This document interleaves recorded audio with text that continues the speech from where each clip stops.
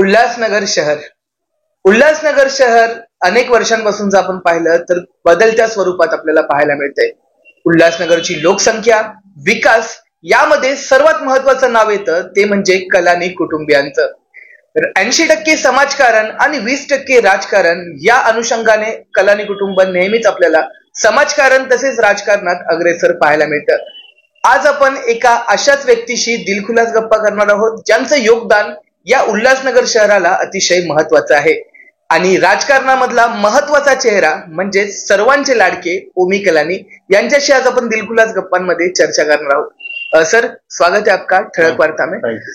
पूरी जनता जानना चाहती है कि आपकी जर्नी कैसी थी, आपका सोशल वर्क कैसा है और पॉलिटिकल व्यू कैसा है. तो सबसे पहले स्टार्ट करते हैं बचपन से.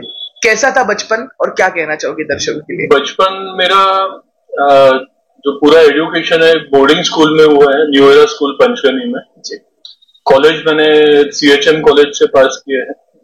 और जब कॉलेज में ही था, शायद 12th स्टैंडर्ड में होऊंगा, तो उस टाइम पे मेरे फादर अरेस्ट हो गए और काफी साल वो जेल में रहे.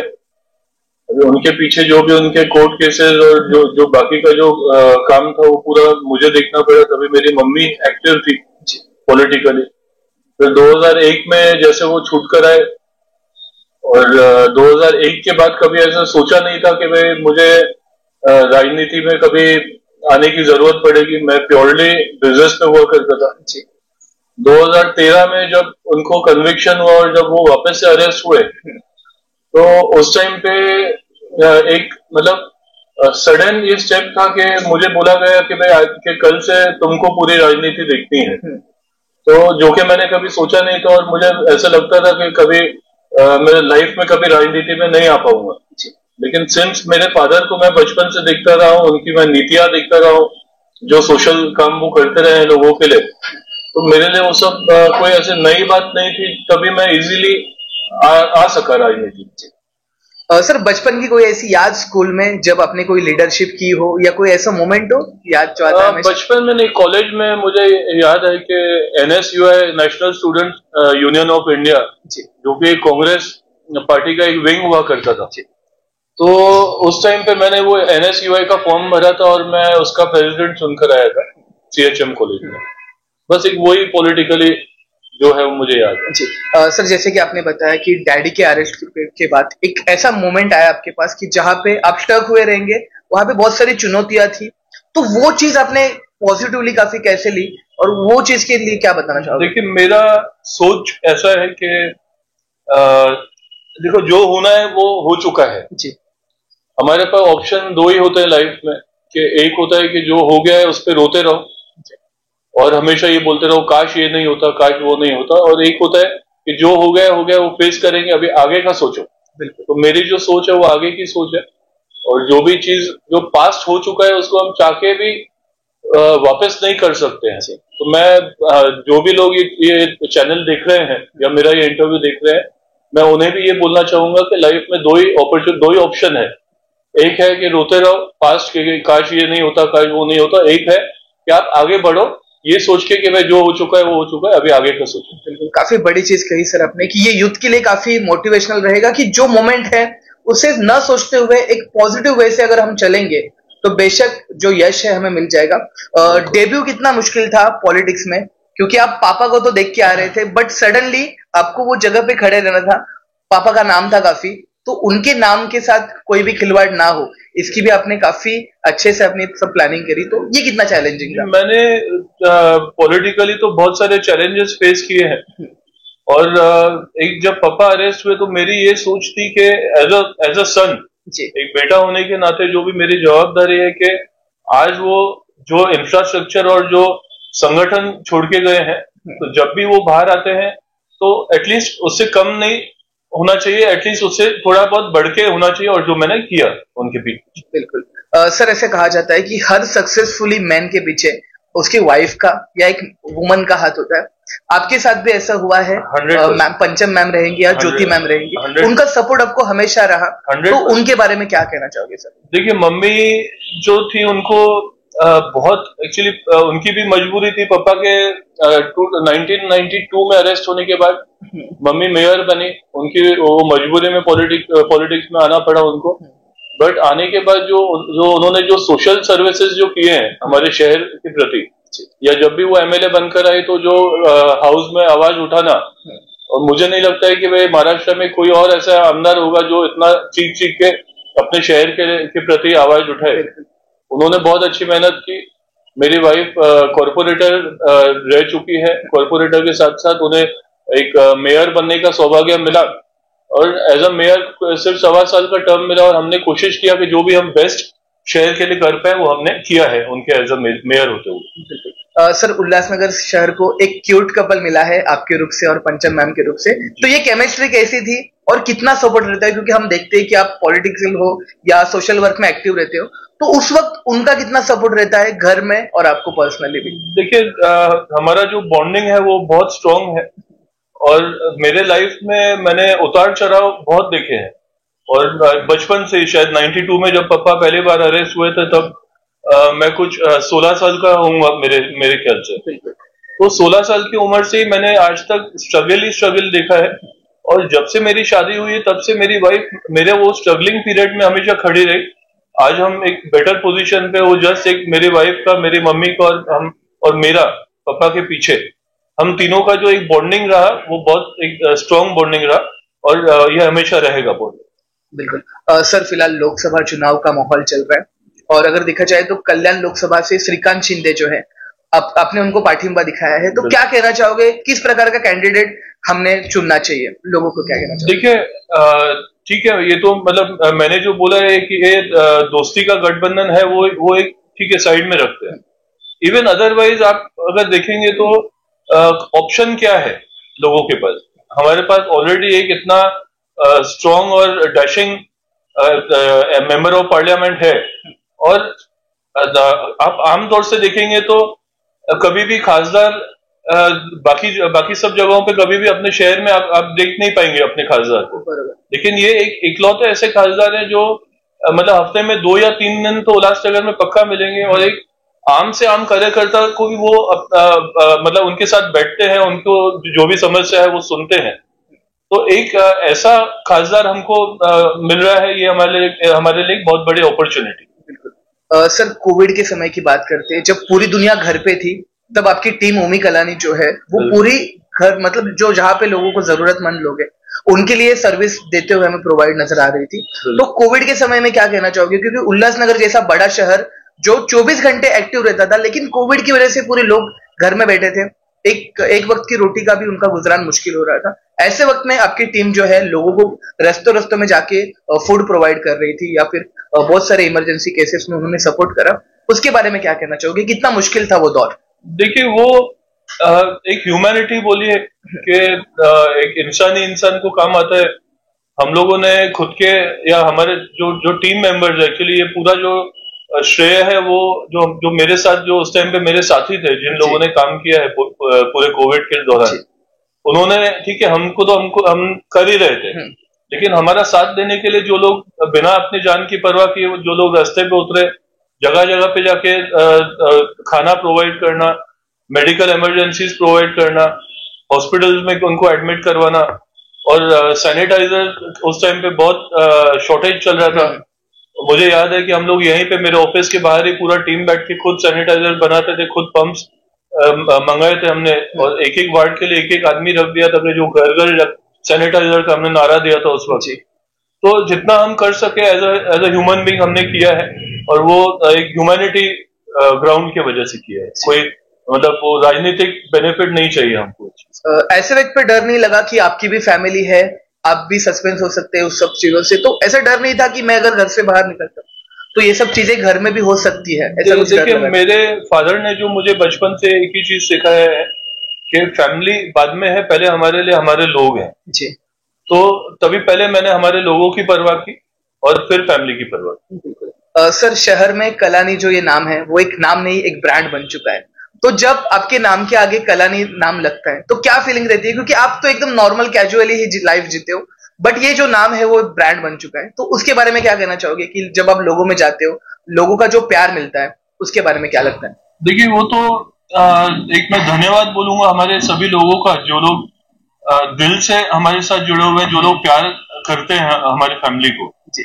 और आज भी अगर आप देखेंगे जो हमारा संगठन है, कोई भी कोई मतलब के लिए कोई भी हम नहीं आता है यहाँ पे। हम सब लोगों का एक अच्छा खासा टीम बना हुआ है और जितने भी हमारे टीममेट्स हैं वो सब अच्छे से काम करें, अपना फर्ज पूरा करें। आज भी श्रीकांत शिंदे सब ने फॉर्म भरा तो 2-2,500 लोग गए। नॉर्मल तौर से तो कोई और पार्टी पैसे से लोग लेके जाते हैं, साड़ियां देके लेके जाते हैं। हमारे पार्टी में ऐसा कोई भी सिस्टम नहीं है, जो भी है सब निष्ठावान लोग हैं और मुझे खुशी है कि मेरा टीम इस तरह से मजबूत है। जी। सर, आपकी इंडिपेंडेंट खुद की पार्टी है, उसके बारे में क्या कहना चाहोगे कि पार्टी खुद की क्यों जरूरी लगी आपको? देखिए जो मैं हमेशा मेरी वाइफ बोलती है कि आप इतने स्ट्रांग पोजीशन पे हो, पॉलिटिकली इतने साउंड हो, इतना आपका ब्रेन शार्प है, आपको उल्लासनगर के बाहर भी कुछ और पॉलिटिकली सोचना चाहिए। तो मैं हर बार उनको ये एक ही चीज बोलता हूँ कि मैं एक छोटे कुएं का मेंढक हूँ, मुझे ये कुएं से बाहर जाना नहीं है।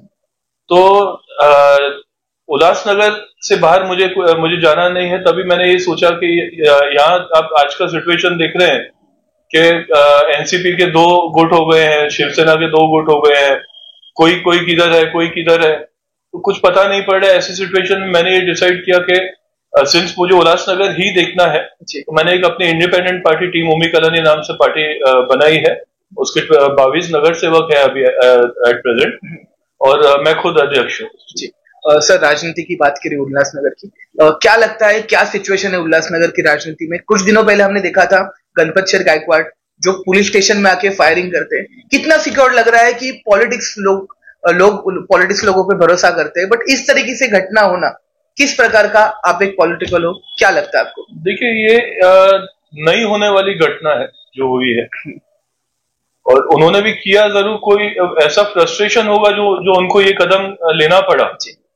बाकी जैसे मैंने आपको बताया कि वो जो भी उनका जो डिस्प्यूट है वो कल्याण का डिस्प्यूट है और जैसे मैंने आपको अभी बताया कि मैं एक छोटे कुएं का मेंढक हूँ, मुझे उल्लासनगर में जो हो रहा है उस पर ज्यादा मेरी चिंता होती। बिल्कुल। अगर आप पॉलिटिक्स में नहीं होते तो लोगों के लिए आप कौन से फील्ड में सक्रिय रहते? देखिए मैं प्योरली बिजनेसमैन हूं अभी तक, ठीक है, पॉलिटिक्स है और जैसे कि आपने शुरू में ही बताया कि 80% समाज सेवा, 20% राजनीति। तो ये शुरू से ही हमारी सोच रही है। आज तक हमारे ऊपर कोई भी करप्शन के एलिगेशन नहीं है और आज तक कोई एक जन ये नहीं बोलेगा कि हमने किसी का कोई काम किया और 1 रुपया लिया हो। और हर इलेक्शन में जो भी कुछ एक्सपेंसेस आते हैं तो वो सब हमारे खुद के हार्ड अर्न पैसे हैं वो। तो बिजनेस मेरा अपनी जगह पे है और पॉलिटिक्स अपनी जगह पे। बिल्कुल। सर, जाते जाते एक क्वेश्चन रहेगा कि आप आज जो स्टेटस पे पहुंचे हैं, पीछे जब आप मुड़ के देखते हो तो क्या लगता है? क्योंकि बचपन में हमें लोग कहते हैं कि अरे तू नहीं कर पाएगा, तुझसे नहीं हो पाएगा, ऐसे हर फैकल्टी में हमें मिलते हैं। लेकिन आज जब वो लोग आपको मिलते हैं या फिर जब आप कुछ साल पहले पीछे खुद को देखते हो, जब 16 एज में आपने जो स्ट्रगल किया था और उसके बाद का दौर जब आप खुद मोटिवेट होके आगे आए और इतना एम्पायर आपने खड़ा किया, क्या लगता है जब पीछे मुड़ के देखते हो तो?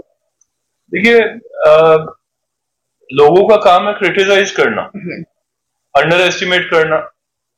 मेरे में हमेशा एक जुनून था कि मैं अपने आप को साबित करूं, जो आज मैं कर चुका हूं। कुछ बोलने वाली बात नहीं है आज, लेकिन उस टाइम पे ऐसे बहुत सारे हर्डल्स आए बीच में।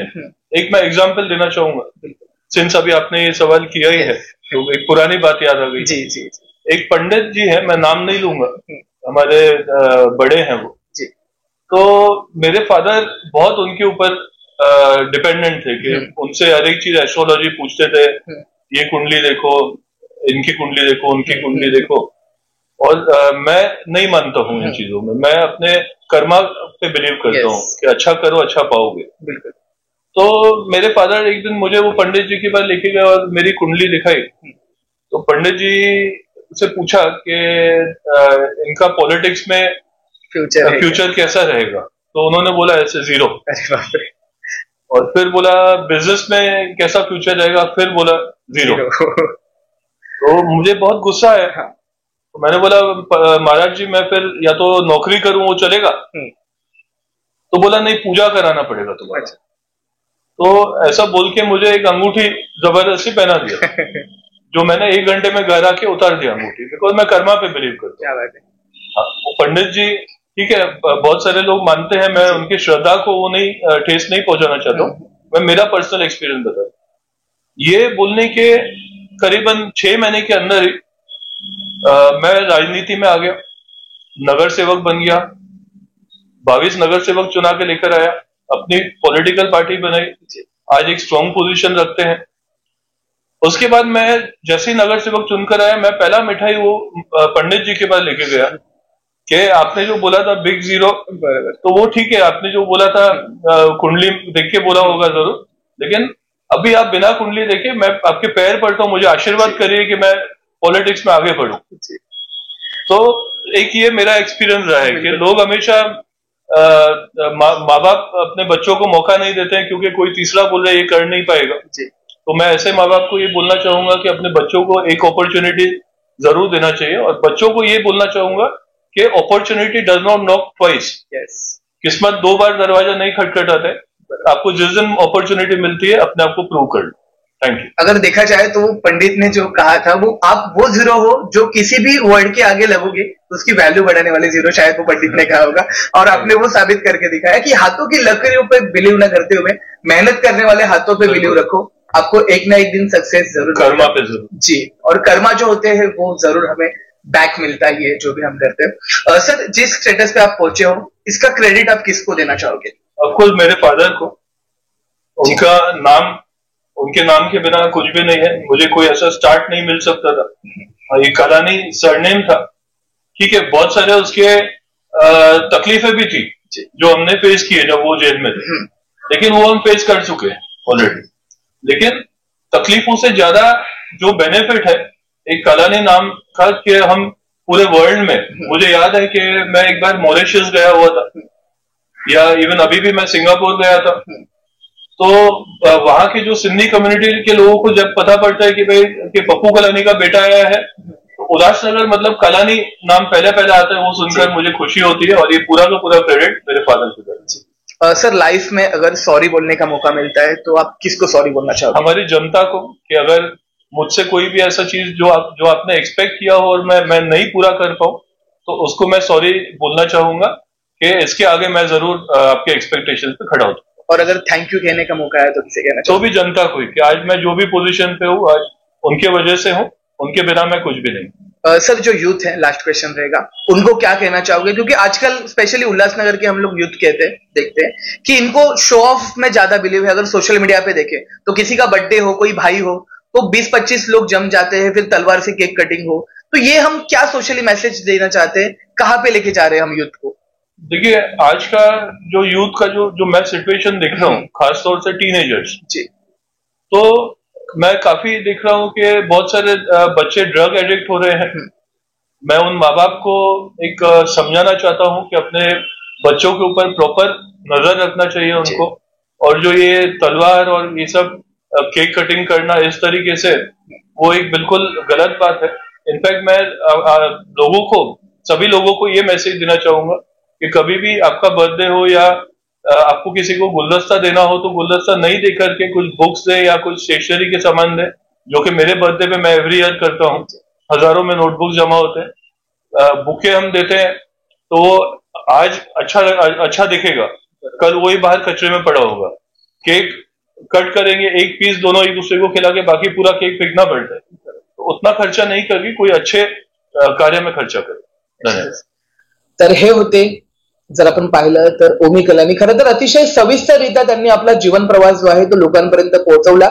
16व्या वर्षात अनेक समस्या आल्या, परंतु समस्येला न घाबरता त्यांनी राजकारणात पदार्पण केलं, आणि आज हुकुमाचा एक्का ठरलेल्या ओमी घराण्याचं नाव जर आपण पाहिलं तर यांनी नक्कीच पुढे आणलंय।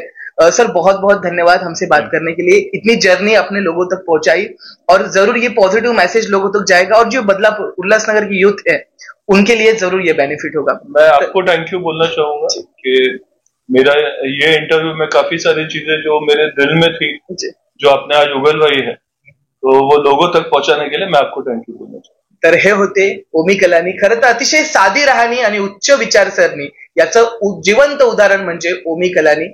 सर, आपको बहुत सारी शुभकामनाएं आने वाली जर्नी के लिए. धन्यवाद.